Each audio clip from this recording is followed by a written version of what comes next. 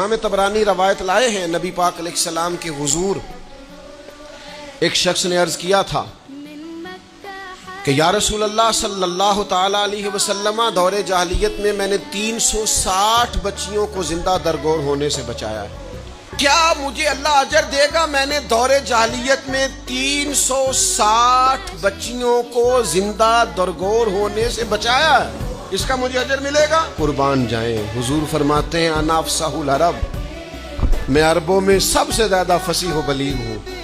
उसने कहा हुजूर अजर मिलेगा? तो हुजूर फरमाने लगे तुम्हें तो अजर मिल गया है। वो हुजूर से पूछता है या रसूल अल्लाह, मैंने 360 बच्चियों की जान बचाई है, जिंदा दरगोर होने से बचाया, अजर मिलेगा? हुजूर फरमाने लगे तुम्हें तो मिल गया है।